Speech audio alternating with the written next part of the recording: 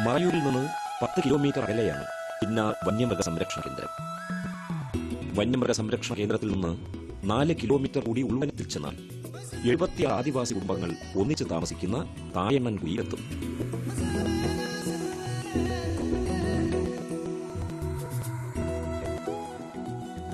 സമുദ്രനിരപ്പിൽ നിന്ന് 6000 അടിയിൽ കൂടുതൽ ഉയരമുള്ള ഈ പ്രദേശത്താണ് ഇവർ 20 ഏക്കറിൽ നെൽകൃഷി ചെയ്തിരിക്കുന്നത്. പൊന്നി വിത്താണ് ഇവിടെ പാകി മുളപ്പിച്ച് പറിച്ചു നട്ടിരിക്കുന്നത്. 5 മാസം മൂപ്പുള്ള വിത്താണ് ഇത്. ചെറിയ ചെറിയ കണ്ടങ്ങളായി തിരിച്ച് പല തട്ടുകളിലായി കൃഷി ചെയ്തിരിക്കുന്നു. തികച്ചും മലമ്പ്രദേശമായ ഇവിടെ വലിയ പാറകളും നിരപ്പില്ലാത്ത സ്ഥലങ്ങളുമാണ്. സർക്കാർ സഹായത്തോടെ ഇവർക്ക് ഒരു ടില്ലർ നൽകിയിട്ടുണ്ട്. അതുപയോഗിക്കാനുള്ള പരിശീലനവും കൊടുത്തു. ഇവിടുത്തെ കുടുംബാംഗങ്ങൾ മാറി മാറി ജോലി ചെയ്യും. ചാണകം മാത്രമാണ് വളമായി ഉപയോഗിക്കുന്നത്. ചാണകമിട്ട് ടില്ലർ ഉപയോഗിച്ച് ഉഴുത് നിരപ്പാക്കിയിട്ട കണ്ടത്തിലേക്ക് വെള്ളം ഒഴുക്കുക.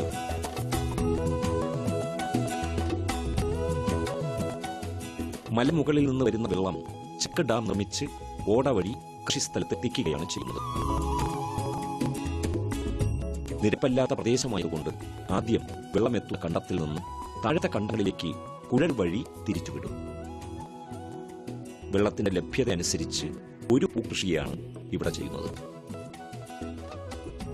വെള്ളവും വളവുമായി പരുവത്തിൽ കിടക്കുന്ന കണ്ടത്തിലേക്കാണ് ഞാറ് പറിച്ചു നടുന്നത്. ഞാറ് നട്ടുകഴിഞ്ഞാൽ വെള്ളം സ്ഥിരമായി ലഭിക്കുന്നുണ്ട് എന്ന് ഉറപ്പുവരുത്താറുണ്ട്. ഇത് കർക്കിടകത്തിൽ പറിച്ചു നട്ടതാണ്.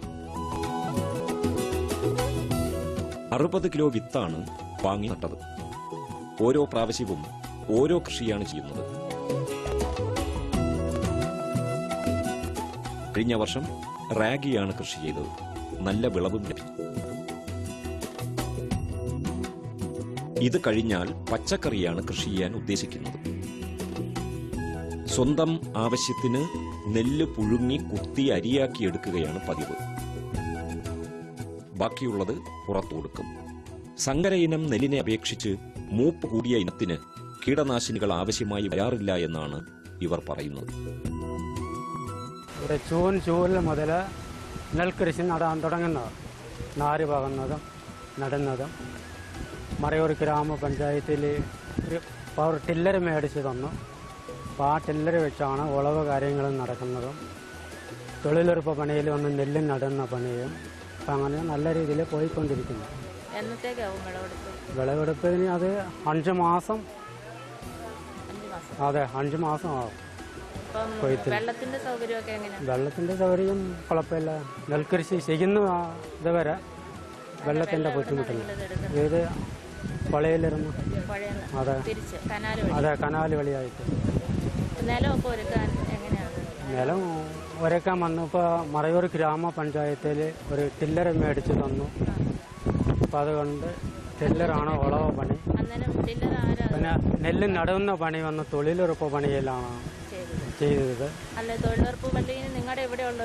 അതെ, ഇവിടെ ഉള്ളവർ തന്നെ. അപ്പം ഈ നിലം ടില്ലറൊക്കെ ഉപയോഗിക്കാനുള്ള തന്നെ ചെയ്യുവാണോ അത് വെളിയിൽ നിന്ന് ആൾ വരുമോ? അല്ല, അത് വെളിയിലിരുന്ന് പഠിപ്പിച്ച് കൊടുത്തു ഇവിടെയുള്ള ആൾക്കാർക്ക്. ഇപ്പൊ നിങ്ങളത് യൂസ് ചെയ്യാൻ? അതെ, ഇപ്പൊ ഇവിടെ റെഡിയായി. അപ്പോൾ പയ്യന്മാരാണ് ഉളവ് ഓടിക്കുന്നത്. അപ്പൊ ഇനി ഈ നെൽകൃഷി കഴിഞ്ഞിട്ട് ഇവിടെ എന്താ ചെയ്യാൻ ഉദ്ദേശിക്കുന്നത്? അത് എന്തെങ്കിലും പച്ചക്കറി കൃഷി, പയർ എന്തെങ്കിലും ചെയ്യണം.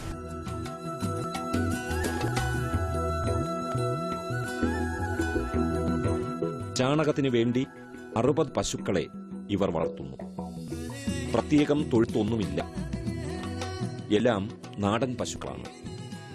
കാലിത്തീറ്റകളും വാങ്ങിക്കൊടുക്കാറില്ല. പശു പ്രസവിച്ചാലും പാൽ കറന്നെടുക്കാറില്ല. പ്രായമായ പശുക്കളെ വിൽക്കും.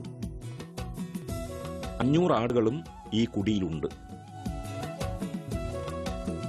ഉടമസ്ഥാവകാശം ആർക്കാണെന്ന് പലർക്കും അറിയില്ല. വീടിന്റെ പരിസരത്തെല്ലാം മേഞ്ഞു നടക്കും. വന്യമൃഗങ്ങൾ ഉള്ളതുകൊണ്ട് ഉൾവനത്തിലേക്ക് പോകാറില്ല എന്നിവർ വിശ്വസിക്കുന്നു. ആട്ടിൻ കാഷ്ടം വളത്തിനുപയോഗിക്കും. ആടും പ്രായമായതിനെ വിൽക്കും. 500 കോഴികളും ഇവിടെ വളരുന്നു. മുട്ട ഉപയോഗിക്കും. കോഴിക്കും പ്രത്യേക പരിചരണങ്ങളൊന്നുമില്ല, കൂടുമില്ല. കോഴിയും വലുതാകുന്ന വയ്ക്ക് വിൽക്കുകയാണ് പതിവ്. സ്വന്തം ഉപയോഗത്തിന് വളർത്തു മൃഗങ്ങളെ ഒന്നിനെയും ഉപയോഗിക്കാറില്ല. കൃഷി കേരളത്തിൽ ഒരു പുതുമയല്ലെങ്കിലും ഈ ഏതാണ്ട് 30 കിലോമീറ്ററോളം അകലെ നിന്ന് എല്ലാ സാധനങ്ങളും കൊണ്ടുവന്ന് യാതൊരുവിധ വാഹന സൗകര്യങ്ങളും ഇല്ലാതെ ഈ പ്രദേശത്തെ ആദിവാസി ആളുകൾ ഈ കൃഷി ചെയ്യുക എന്നുള്ളത് ഒരു പുതുമയാണ്. അവർക്ക് ആവശ്യമായ പരിശീലനവും മറ്റെല്ലാ നിർദ്ദേശങ്ങളും നമ്മൾ കൃഷി വകുപ്പിൽ നിന്നും കൊടുത്തതിൻ്റെ ഭാഗമായിട്ടാണ് അവരെ ഈ രംഗത്തേക്ക് കൊണ്ടുവരാൻ കഴിഞ്ഞത്. ഈ കൃഷി കഴിഞ്ഞാൽ ഉടനെ അവരിവിടെ പച്ചക്കറി വ്യാപകമായി കൃഷി ചെയ്യുന്നുണ്ട്. അങ്ങനെ എല്ലാ തരത്തിലും വർഷം മുഴുവൻ കൃഷിരംഗത്ത് അവരെ പിടിച്ചു നിർത്താനും അവരെ താല്പര്യരാക്കാനും നമുക്ക് കഴിഞ്ഞിട്ടുണ്ട്. വളരെ വ്യാപകമായ രീതിയിൽ ഇവിടെ കൃഷി നടന്നുകൊണ്ടിരിക്കുകയാണ്. നെല്ല് കൂടാതെ 5 ഏക്കറിൽ ചെറിയ ഉള്ളിയും കൃഷി ചെയ്തിരിക്കുന്നു. നടുന്നതിന് മുമ്പ് മണ്ണ് വളം ചേർത്ത് കിളച്ച് പരുവപ്പെടുത്തിയിടും. ഇതിലേക്കാണ് ഉള്ളി നടുന്നത്. 5 ഏക്കറിന് 500 കിലോഗ്രാം ഉള്ളി വിത്തായി ആവശ്യം വരും. വെള്ളത്തിന്റെ ലഭ്യത കണക്കിലെടുത്ത് ഇതും കർക്കിടകത്തിലാണ് ഇടുന്നത്. 90 ദിവസം കൊണ്ട് വിളവെടുപ്പ് സാധ്യമാകും. 10 ഇരട്ടിയിൽ കൂടുതലാണ് സാധാരണയായി വിളവ് ലഭിക്കുന്നത്. പ്രതികൂലമായ സാഹചര്യത്തിലും ഈ വനത്തിനുള്ളിൽ കൃഷി ചെയ്യുന്നു എന്നുള്ളത് തന്നെയാണ് ഇവിടുത്തെ ഏറ്റവും വലിയ പ്രത്യേകത. ഇവിടെയുള്ള 76 കുടുംബങ്ങൾക്കും വൈദ്യുതി ഉൽപ്പാദിപ്പിച്ചെടുക്കാനുള്ള ശ്രമത്തിലാണ്.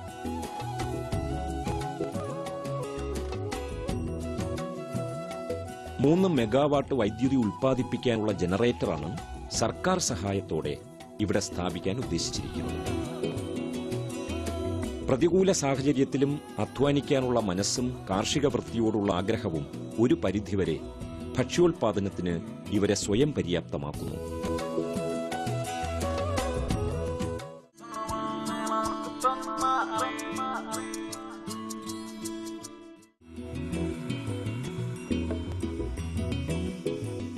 കേരളത്തിൽ പൊതുവെ പുഷ്പകൃഷി കുറവാണെങ്കിലും കാന്തല്ലൂരിലെ ഈ സംരംഭം ഒരു വൻ വ്യവസായമായിട്ടാണ് നടത്തുന്നത്.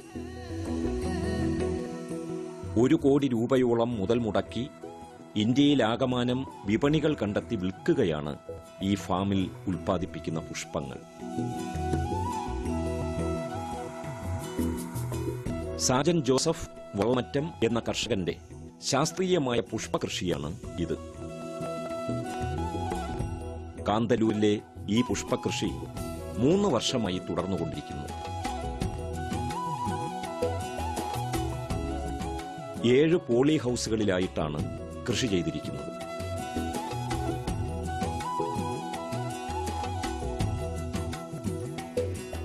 $5000 സ്ക്വയർ മീറ്റർ സ്ഥലത്ത് കോർണേഷൻ, ജർബറ, ലെതർഫേൺ എന്നിവയാണ് കൃഷി ചെയ്തിരിക്കുന്നത്.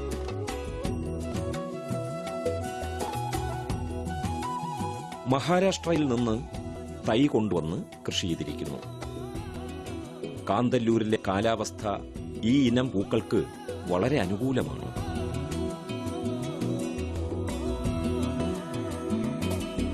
ഓരോ പോളി ഹൗസിലും നീളത്തിൽ ബെഡ് പോലെ 3 അടി അകലത്തിൽ തടം കോരി അതിൽ ചാണകം, വെർമി കമ്പോസ്റ്റ്, എല്ലുപൊടി, ട്രൈക്കോഡെർമ തുടങ്ങിയ ജൈവ വളങ്ങൾ യോജിപ്പിച്ച് പരുവപ്പെടുത്തി വയ്ക്കും. ഇതിലേക്കാണ് 2 വരിയായി 1 അടി അകലത്തിൽ ചെടി നടുന്നത്. ഈ ഒരു പോളി ഹൗസിൽ 4000 ജർബറയുടെ തൈകളാണ് നട്ടിരിക്കുന്നത്. പല നിറങ്ങളിൽ പുഷ്പിക്കുന്ന ചെടി ലഭ്യമാണ്.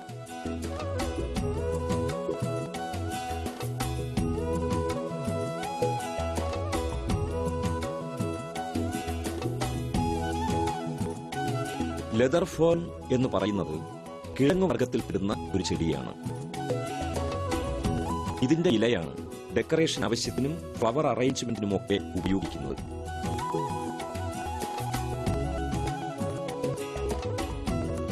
നടുന്ന രീതിയും വളപ്രയോഗവും എല്ലാം ഒരുപോലെയാണ്. 10 ഇല വീതമുള്ള കെട്ടായിട്ടാണ് വിൽക്കുന്നത്.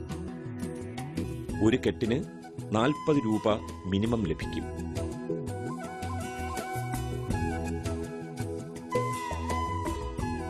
ഇതും 2 പോളി ഹൗസിലായി 8000 ചെടിയാണ് നട്ടിരിക്കുന്നത്. പുറമേയുള്ള ഇലകൾ ചെത്തിയെടുക്കും. ആവശ്യമനുസരിച്ച് രാജ്യത്തിൽ ഏതു കോണിലും എത്തിച്ചു കൊടുക്കും. പ്രധാനമായിട്ട് അവർ ചെയ്യുന്ന പുഷ്പകൃഷി എന്ന് പറയുന്നത് കാർണേഷൻ, ജർബറ, ലെതർ ഫേൺ ആണ്. അപ്പോൾ ഇവിടെ ഉണ്ടാക്കുന്ന ഈ പുഷ്പകൃഷിക്ക് 3 രൂപ മുതൽ, ഒരു ഫ്ലവറിന് 3 രൂപ മുതൽ 12 രൂപ വരയ്ക്ക് ഇവർക്ക് വില കിട്ടുന്നുണ്ട്. കേരളത്തിൽ മാത്രമല്ല, ഇന്ത്യയിൽ പല ഭാഗങ്ങൾക്കും ഇവർ പുഷ്പങ്ങൾ ത്രൂ ഫ്ലൈറ്റ്, ട്രെയിന്, ബസ് മുഖാന്തരം ഇവർ കയറ്റി അയക്കാറുണ്ട്.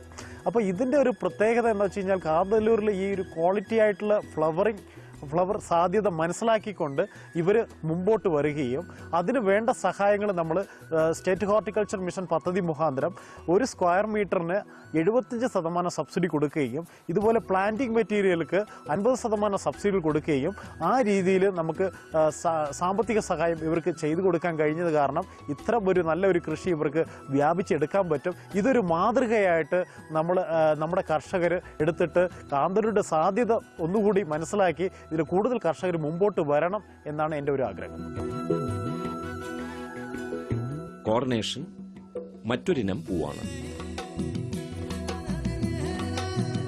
പോളി ഹൗസിൽ കൃഷി ചെയ്തിരിക്കുന്നത് കൊണ്ട് ഷഡ്പദങ്ങളുടെ ആക്രമണങ്ങളൊന്നും പൂക്കൾക്കില്ല. ജർബറ നടുന്നതുപോലെ തന്നെയാണ് കൃഷിരീതിയും വളമിടിയിലും എല്ലാം. സ്ഥിരമായ ജലസേചനം ഇതിനെല്ലാം ആവശ്യമാണ്.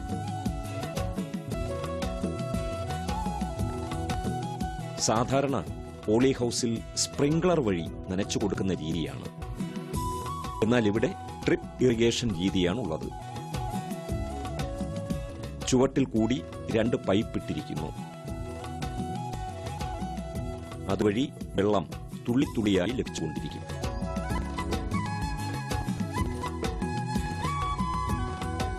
കോർണേഷന് പൂവന്നു കഴിഞ്ഞാൽ 16 ദിവസം കൂടുമ്പോൾ 1 മില്ലിലിറ്റർ യൂറിയ ഗാഢലായനി 1 ലിറ്റർ വെള്ളത്തിൽ കലക്കി സ്പ്രേ ചെയ്തു കൊടുക്കും. പുഷ്ടിയോടെയുള്ള വളർച്ചയ്ക്ക് ഇത് ആവശ്യമാണെന്നാണ് കർഷകൻ പറയുന്നത്. 1 മാസം ഒരു ചെടിയിൽ നിന്ന് 3 പൂ വരെ ലഭിക്കും. നട്ട് 90 ദിവസം കഴിയുമ്പോൾ പൂത്തു തുടങ്ങും. പൂ പറിച്ചെടുത്താൽ 13 മുതൽ 15 ദിവസം വരെ വാടാതെ ഇരിക്കും.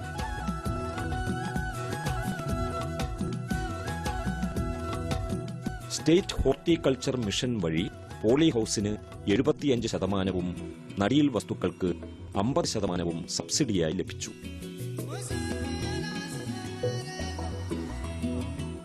$50 ലക്ഷം ചെലവിട്ടാണ് പോളി ഹൗസ് നിർമ്മിച്ചിരിക്കുന്നത്.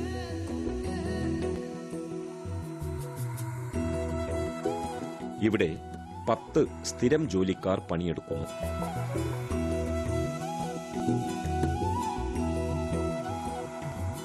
കെട്ടുകമ്പി ഉപയോഗിച്ച് 1.5 അടി പൊക്കത്തിൽ നെറ്റ് പോലെ കെട്ടിയിരിക്കുന്നു. പൂ ചരിഞ്ഞു പോകാതിരിക്കാൻ വേണ്ടിയാണിത്.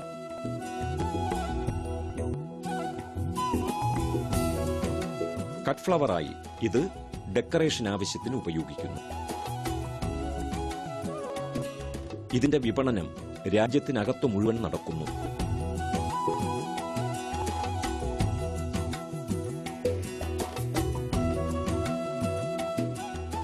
ബസ്, തീവണ്ടി, വിമാനം തുടങ്ങിയവയിലൂടെ കൽക്കത്തയിലും ഡൽഹിയിലുമൊക്കെ എത്തിച്ചു കൊടുക്കും.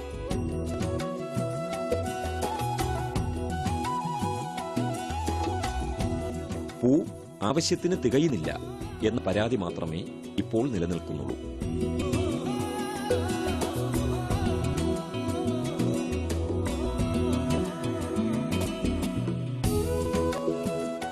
സർക്കാരിന്റെ പ്രോത്സാഹനവും കർഷകന്റെ അഭിരുചിയും കൂടിയായപ്പോൾ ഈ സംരംഭം ഒരു വൻ വിജയമായി മാറി.